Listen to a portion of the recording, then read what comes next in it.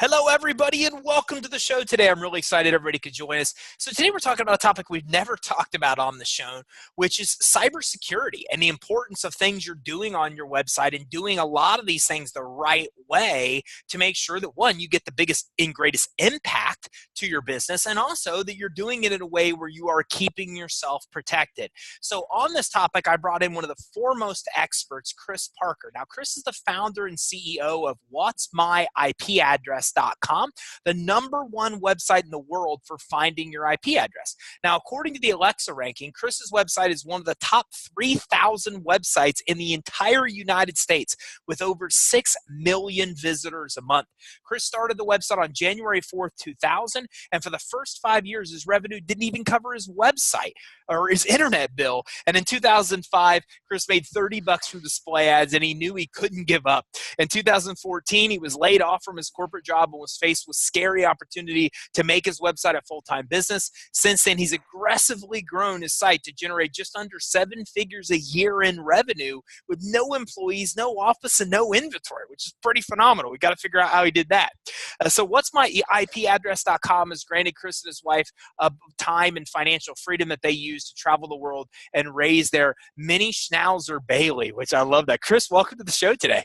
I'm glad to be here. Thanks for having me on. Yeah, man, it's a cool journey. I like how your bio explains what got you from here, the pain that pushed you over the edge to get in and make this a full-time base. And congrats on your success, man. That's awesome. Thank you. It's been a wild ride. Yeah, it's great. That's crazy. And I'm glad that you're here because, these are things that a lot of people just aren't aware of. And I'll just start off by giving you an example. I worked for an employer that didn't pay a bill, and it's a pretty big bill called Upwork, and I use Upwork a lot. And they banned me, and it took me a long time to figure out how they kept knowing I would come in on these alias accounts, so they would figure me out. And then I figured out it was all back to an IP address. And once I realized what my IP was and realized how to change it, it immediately let me get into that relationship, which is great because I never did anything wrong to break it. But I can go on and on of all these examples of how knowing this kind of stuff and being up on the security of your website is so important. But from you, why is this stuff so important? Well, I think for a lot of people, they're more concerned about their personal safety, their personal information, and entrepreneurs and starting out businesses. They don't have massive IT departments, and so they're kind of left to try to figure it out on their own. But it really is it is kind of a crazy world out there. For those who don't know, an IP address is kind of like the return address on an envelope when you send off postal mail. When you send something to someone, you want to be able to get a response, so you write your return address on the envelope, you mail it off, Postal Service delivers it, the guy writes a response and sends it back to that address that was on the envelope.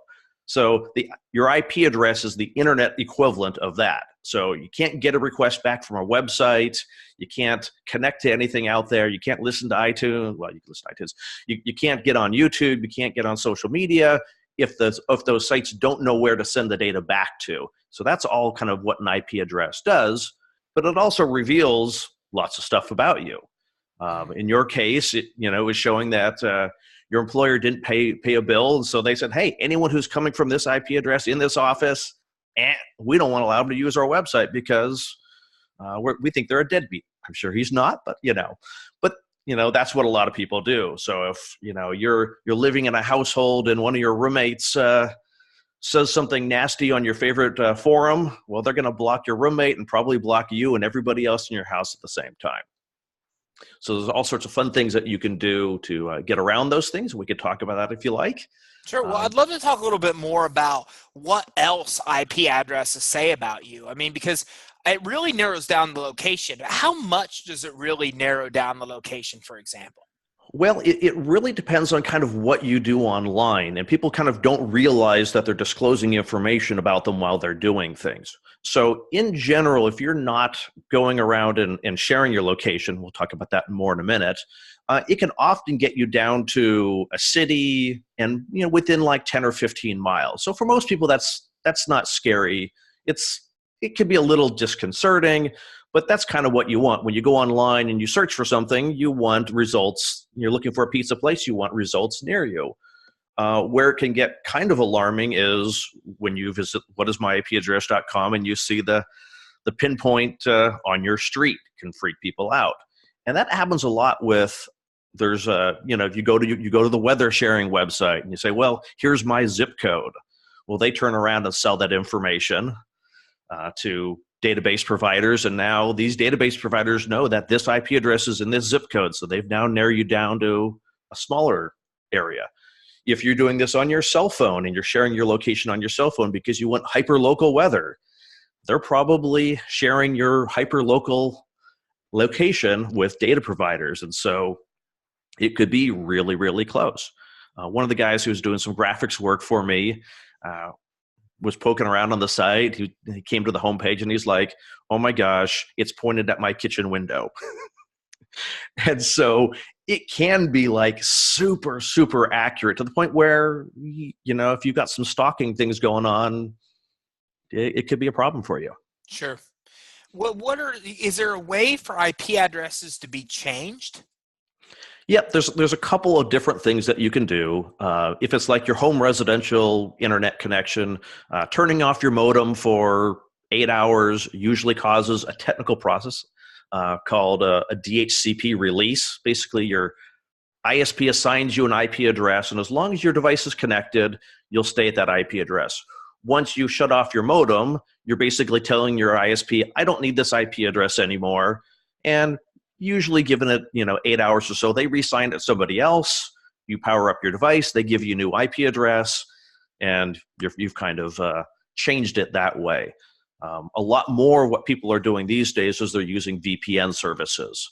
That allows you to, if you're an entrepreneur and you're traveling around the world and you've got websites are kind of restricting your access. Oh, we only allow people in the US to visit our website, or people from a particular area, region of the world to access our website. You can use a virtual private network service, which routes traffic through their servers and pops out on the internet in the city or the country that you want to appear at. And so lots of people are starting to do that because they're worried about, well, I don't want my ISP knowing what websites I'm going to. I don't want my government knowing what I'm doing online. I don't want advertisers to be able to track back to me specifically. I want it aggregated with a bunch of other people. So lots of people are starting to use VPNs to do that kind of stuff. Sure, and it makes sense too, because especially if you're working with foreign contractors, there's a lot of foreign contractors, like you said, that they can't even access sites in the United States because of that. So having the ability to change their IP address to a United States IP address, for example, fixes that problem. Exactly. So what about online security in general? I mean, should we be more worried about, online privacy these days? And are there really things we could do about it? Because I'm of that belief that look, if you want privacy, don't get online. Because the minute you do, your life is over. Everybody knows everything about you. That's just the way I think. I'm like, that goes with the territory. But is that really accurate? I mean, what are the things that we should be worried about? And what should we be doing to protect ourselves online? Yeah, I mean, I operate under the same philosophy as you. I assume that anything that I do while I'm connected to the internet, it's out there, it's going to come back to me, and therefore I'm not going to do things online that I don't want people to know about. I'm not going to say things via email, via chat, because I'm just going to assume that it's in somebody's database somewhere and it's going to be hacked. But I think, I don't think that you can really live kind of off the internet these days. So I think we need to take reasonable steps to be mindful about, well, what information are you sharing? Are you kind of the typical things that when you're going on vacation, don't share on social media, hey, I'm leaving the country for a month, because now you've just told anyone who can access your profile, I'm not home, come steal from my house. And you see that a lot with famous people. They're, gallivanting around the world, and now everybody knows, hey, their home is ripe for the picking. Probably the bigger issue that people have is the data breaches and things like that. Right. And that they've used the same, back when I was younger, whatever password you used, that was the same password you used at every website you went to, every account you created, you used the same password. And now when you get these breaches, Marriott was a few weeks ago, and 500 million Yahoo accounts a couple of years ago, you just can't assume that your accounts are secure anymore. So you have to use different passwords on different accounts, and that leads to using password managers, things that way you're not creating the password yourself. You got a program to do it. And so I think there's a lot of like small little mitigation steps that we can do. And part of that is being aware of, do I really need to create an account here? Do I really need to, a lot of e-commerce sites will allow you to create an account to shop there, but they also allow guest accounts. Do I really need to have a username and password associated with one more account out there? And just trying to be mindful of limiting what you're sharing, where you're sharing, who you're sharing it with, and not just kind of that free-for-all. Yeah, I'm going to tell everybody everything. Yeah, it's awesome advice. One of the other things I've learned in going through your stuff or dove into and started to touch on is this thing called IDS. So what exactly is IDS and what are the benefits of it? If you're referring to like intrusion defense, yeah, is that what? Yeah, it starts getting really, really technical really quick. We don't want to get technical. So there's a lot of products and services out there, kind of software as a service to monitor incoming traffic into your website, into your home internet connection, and things like that. I've got this, Synology makes this really great router that looks at the traffic coming in. It doesn't just say, hey, you requested something here, I'm going to open the door and let it in. It looks at stuff for signatures of malware, maybe not ransomware, but it looks for things that are associated with attacks. And you'll see that a lot on corporate network infrastructure. And you're now starting to see effectively software as a services to prevent that on your website. Cloudflare offers for blogs and small websites perfectly free service that not only allows your website to be faster to people all around the world, but prevents known attacks into your platform. And so there's little things that you can do like that are totally free that reduce the likelihood of your website being compromised, your website being used to attack other people's websites and stuff like that. Now, if your website, and if, for example, if hackers and IP addresses, is there a way you can hide IP addresses from hackers, or is the way to use one of those tools that you mentioned earlier?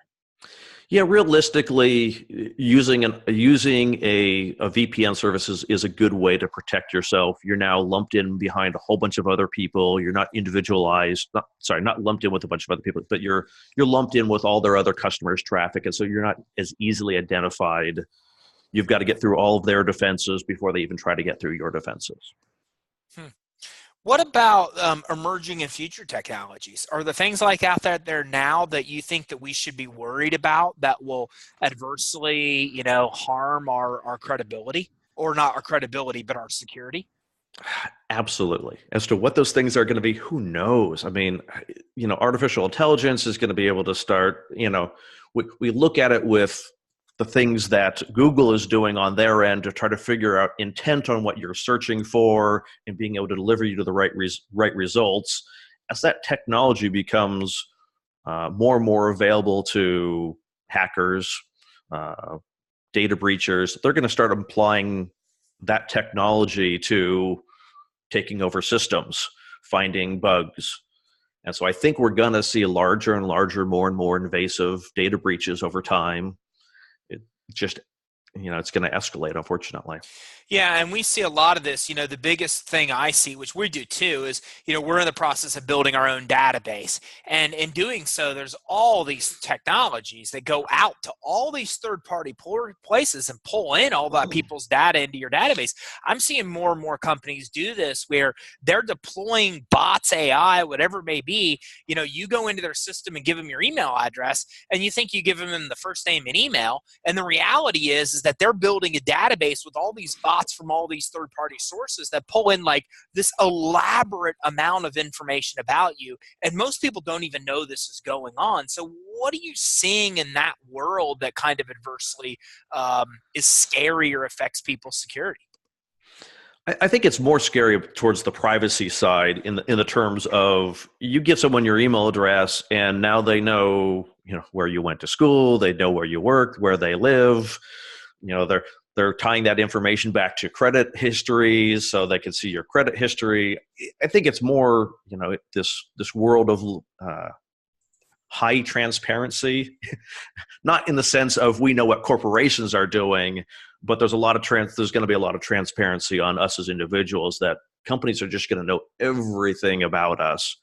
I don't know that there is a good security thing that you can do about that today, other than what we talked about is just, I think some of it is historical. You can't go back and unring the bell. Yeah. Your information, what information you have historically provided, it's already out there.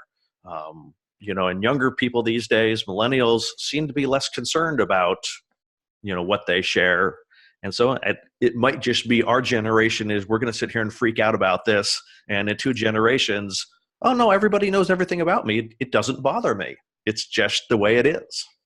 Yeah, we're in that transition mode. And it's very true. I just did a webinar on LexisNexis, for example. And I don't know if you've ever looked at your LexisNexis report. Most haven't. But mine's almost 300 pages. It has every speeding ticket, every traffic violation, every license, like my pilot's license and mortgage license. It has every email address I've ever owned, every address I've ever lived at, every phone number I've ever had, every school I've ever attended, like every insurance policy I've ever had, every vehicle I've ever owned. It is mind-blowing when you get into these data warehouses and see all of the information they have. And when I handed this to my wife, I said, you should see this. And she had the same reaction I did. When she got to the end, just absolutely insulted, like, I can't believe this exists, that people have this. And I think we're in that transition right now where we're just used to our information being private. And we're in this world now where these data warehouses are gathering it and then selling the data to anybody that wants it. And then everybody else is creating their own databases. And like you said, like, a couple generations down the road, I don't think they could even be thinking about this stuff because it's all going to be out there. Yeah. And whether I think like on the advertising side, this stuff can be really neat, because if you know your target audience, that, oh, they grew up in this particular area, they have this type of affluence, they like this type of car, you can start hyper localizing, hyper targeting your audience on your ads, and spend considerably less money to reach the audiences that you really, really want to reach. So you could look at it, positive and negative. The more people know about you, the more they can, try to sell stuff to you, the more they can provide you the resources that you're actually interested in. Yeah.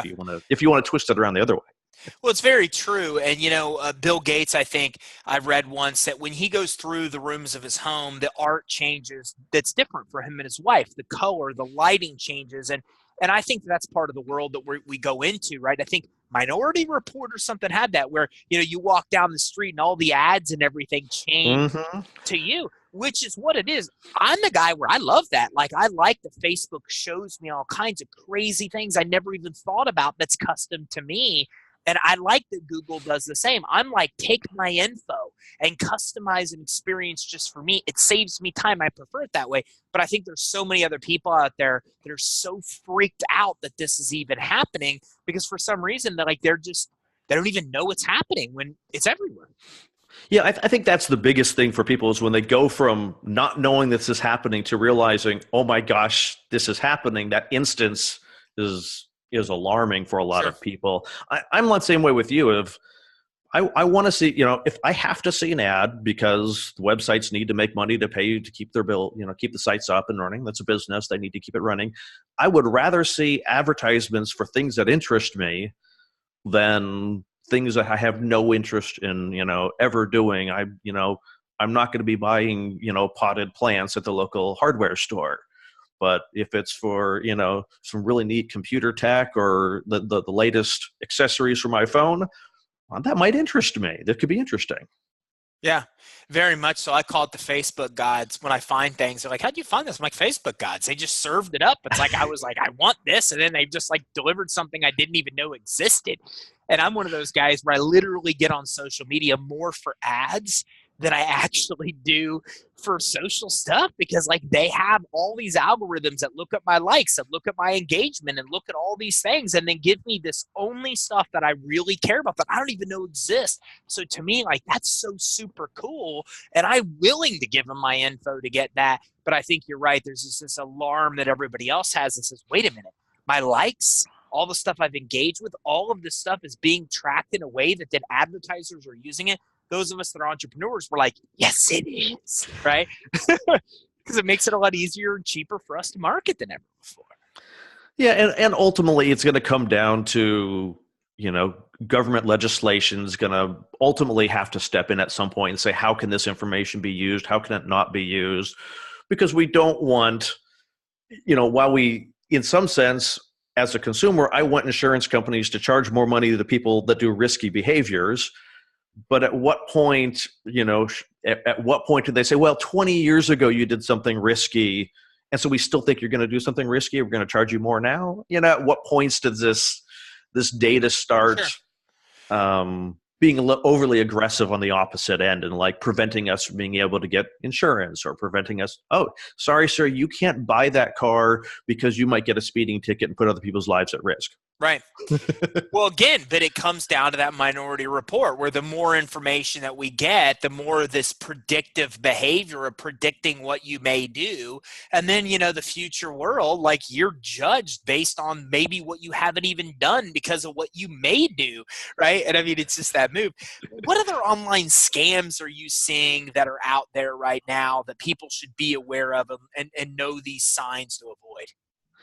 Well, it was funny. I was just corresponding with someone about this and talking about the telltale signs of things that you should worry about, because they're constantly changing. I think a couple of weeks here ago in the U.S., there was a nationwide bomb scare that basically someone spammed out to hundreds of thousands of people, and of course, people in the government got it, and it basically said, my associate has built a bomb under my specifications and put it in your building. And if you don't send me $10,000 via Bitcoin in the next 2 hours, I'm going to blow up the bomb. Oh, and by the way, I'm watching. So if you call the police or anything happens, I'm going to set it off. Well, this was just a spam trying to get people to, oh my gosh, I better send the money in because I don't know if it's true or not, out of the abundance of caution. I got this email when I was in a meeting, and I looked at it. I'm like, oh, interesting. That's an interesting scam. And on my way home from the meeting, I'm hearing about, oh, this high school is in lockdown because they got that email. And I'm like, ah. Oh. So I think we have to watch out. Anytime you get an email or a phone call, or a text message that has some alarming emotional element, you have to stop and go, okay, I have to separate myself from the emotion, whether it's your grandson has been arrested and in jail, or, I'm traveling in Europe and I lost my passport and I need help, or one of the more recent ones was I hacked your computer and I've recorded the inappropriate websites that you've been visiting, and if you don't want me to release this, send me money. And one of the interesting things that they did is what made it concerning to most people is they went to one of these data breaches and associated the email address that they sent it to with a password that had been used in one of those data breaches. So as proof that I've hacked your computer, here's a password that you recently used. And so, oh my gosh, it must be true. Sure. There's that suspension of, the emotion got people to stop thinking logically, oh my gosh, I better send this money. Who knows what I've done? As opposed to, wait, how would they didn't address me by name. Let me go see, it's just that thought process that they skipped thinking about, is this reasonable? Is this actually is there any personally identifiable information in this email? Yeah, unfortunately, we're going to get to points where they're going to start naming us by name and things like that. But it's so true. And people that are watching or listening are like, yeah. But I got to tell you, like, I was just involved in this where, I went to sell a car, which I have not done in many years online. And that was a whole other experience. I mean, it was scam after scam after scam. And eventually I became numb to it. But in the beginning, there was like this legit process. I checked him out. I checked the company that's sending the money. It all seemed so legit. And then it was like, send me a payment for the shipping. And my mind didn't trigger red flag, which it should have. But I'm like, no. Due diligence check was already checked off. I'm good here. But then he switched links in between to like something that looked close to what that was legit but wasn't. And then like I literally had the money order in hand, and then happened what you happened. I went and had my wife get the money order. And then I'm like, wait a minute. And then I'm like, that doesn't make, and then it's just like all of this logic came in. I'm like, that doesn't make any sense. Why would I do this? Due diligence that, I mean, literally it was so close to have lost a considerable amount of money. So no matter how smart you are, I was emotionally attached to the selling of a vehicle. And so I wasn't able in that moment to separate that emotional attachment and let the logic take over. And then I had to stop myself, just as you suggested. And then I'm like, wait a minute. And it saved me at the last minute. So very susceptible to it, what you describe. It's when you let the emotions get tied up in it. Yep. Oh, I just remembered one, a business that I was working with. This is probably a good warning for businesses. The accountant got an email that looked like it came from the president of the company.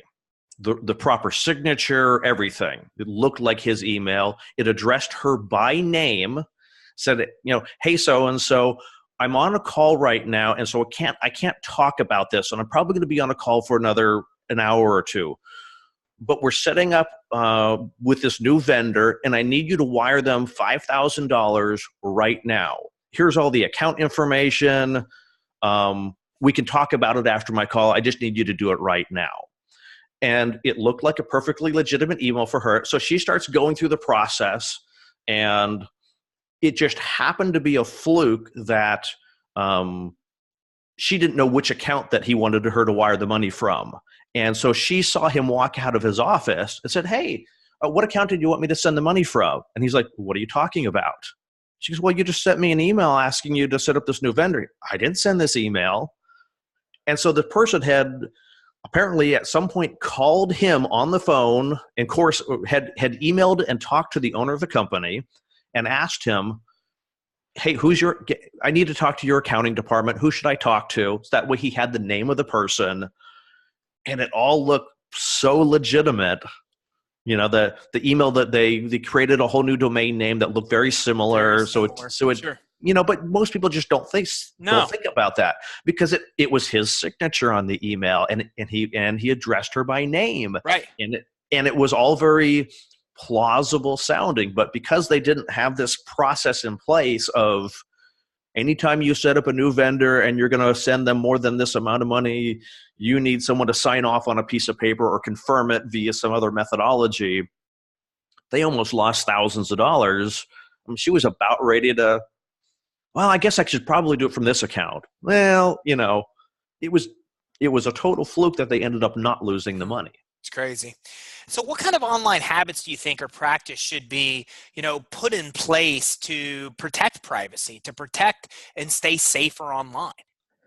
Well, I think, again, what we talked about, using a password manager and not using that same password everywhere. Password managers you can basically get them for free. If you want really fancy ones, you can get them for a couple bucks a year. People should be using password managers.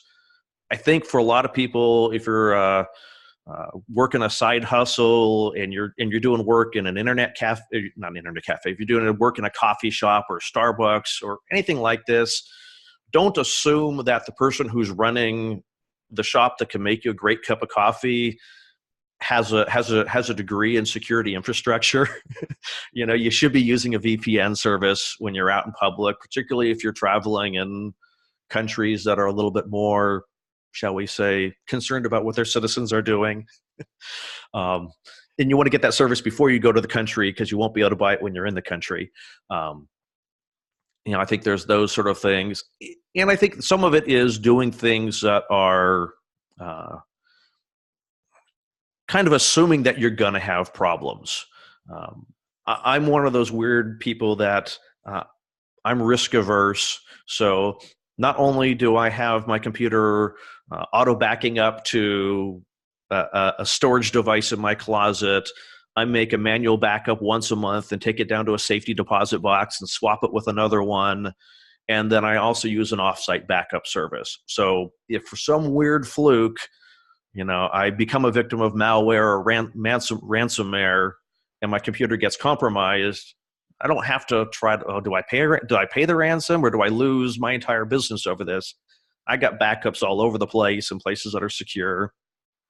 So if I do become a victim, it's not going to shut my business down. It's just going to cost me the cost of having a hard drive shipped to me or something like that. You know, in the example you gave about the coffee shop, I mean, where does the responsibility of, private firms begin and end when it comes to cybersecurity? I think we have, I don't think there is a legal responsibility. I think individuals have to consider it for themselves. What do I need to do to ensure my protection when I'm doing things? I don't think you're ever going to be able to legislate, coffee shops have to have, if you have free Wi-Fi, you have to have this much experience. Right. Besides passwords and some of the things you've talked about, how do business owners alike really filter the kind of information that people have access to? Can you clarify your question? Well, I mean, it seems like there's all these data breaches, right? So they're data breaches because that information is being stored or housed somewhere where it's accessible. So, I'm not Marriott. So when you're in a small business, what are some things that you think and you found that people could maybe do to try their best to protect that information and make it where it's less accessible to these kind of hackers and people that are trying to access it to do bad things? Well, I think you need to have access controls in place that only the appropriate people, only the appropriate platforms have access to the data, that you don't just have one username and password that anyone inside your office can log into your database and get access to everything. And so I think unfortunately, it becomes very technical very quickly. How do you identify the right, and you talked about networks, is there a way to know the right networks to prevent because like you said, you go to a coffee shop, right? It asks you're logging into an unsecured network, and then you're possibly susceptible to that information being stolen. Are there ways in those circumstances to protect yourself? Yeah, using a VPN helps you because you're VPN. now protected. There's a company called Kiesel. I'll send you the link so you can put it in the notes. That makes it's a combination of a hardware VPN and a software VPN service. One of the things that you have to do is when you decide you want to get on the internet in the cafe, you have to connect to your VPN. So your computer is actually on the cafe's network or the coffee shop's network for some period of time.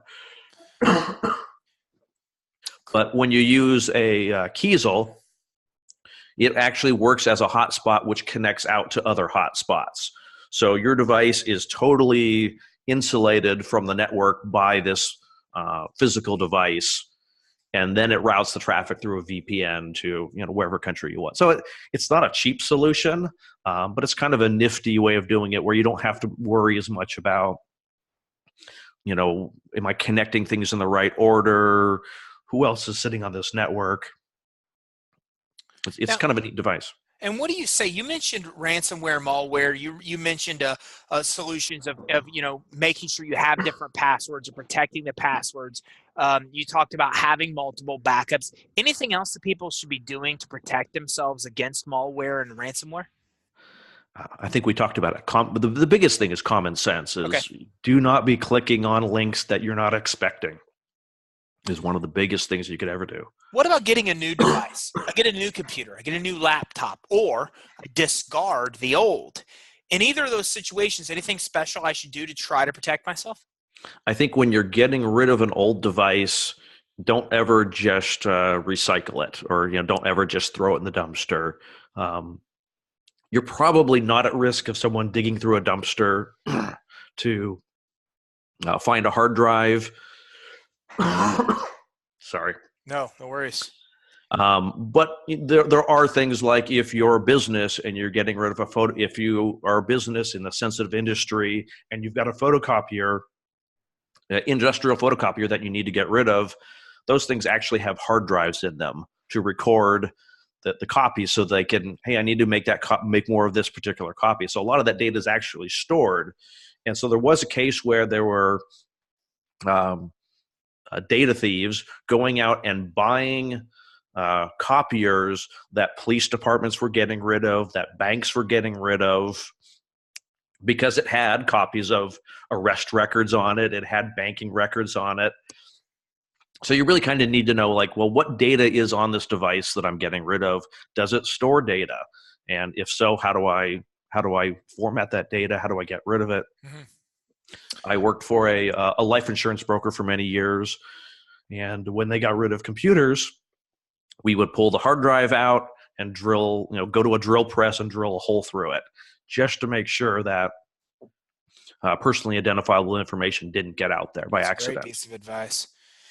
What about if you've already been hacked? Any advice there?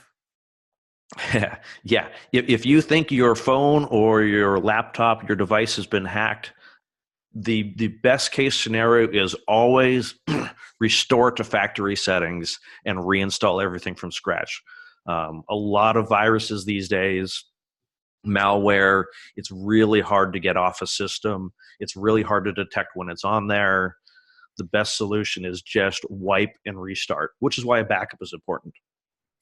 As we get ready to wrap up, any parting advice regarding cybersecurity, avoiding some of these things we've talked about, knowing your IP address, keeping these type of things protected? Any kind of parting advice that I haven't already tapped into that you've given that could help everybody that's listening and watching today? I think people just need to take their cybersecurity seriously, and not assume that other people are out to protect them, because they aren't. If I want to know how people are identifying me online, which is my IP address, right? We talked about that's how they know who I am. What steps do I take next? What can I do to figure out my IP address? I want to see how much they can zoom in on me. What can I do to figure that out? Yeah, you can always visit my website, whatismyipaddress.com, and we'll show you as much information as we can figure out about you so that you can be aware of what people know about you. And if you're running a website and you have people buying stuff from you via e-commerce, you can kind of find out some more stuff about the people that are buying from you. That's awesome. Chris, this has been really, really, really informative, man. This is an important topic that everybody needs to know a lot about, but we've yet to talk about. So I really appreciate you coming on and sharing your expertise with us all today. Thank you. I had a great time being on today. So listen, everybody, cybersecurity is really important because as business owners, it's not about your information. It's about your customers' information as well. So you have a dual responsibility to protect your own and also to protect their responsibility. So we talked about a lot of things here today with Chris that should help you at least be armed with the information and knowledge you need to start making the right decisions that will protect yourself and your customers from all different types of online scams and information being stolen and all these bad things that can happen. But get started by figuring out your own IP address. I mean, it's pretty interesting to know what all these other people can easily know about you, and they all automatically know your IP address. So learn what these other guys know by going to whatismyipaddress.com. That's whatismyipaddress.com. I'm going to put a link to whatismyipaddress.com and a link to Chris's blog as well in the show resources page. So remember, you've got to take steps to keep you and your customers' information protected. One of the easiest and best places to start is find out what others know about you. Find out what your IP address actually is and what that says about you. You could do that at whatismyipaddress.com. Thanks, everybody, for tuning in. Have a great day.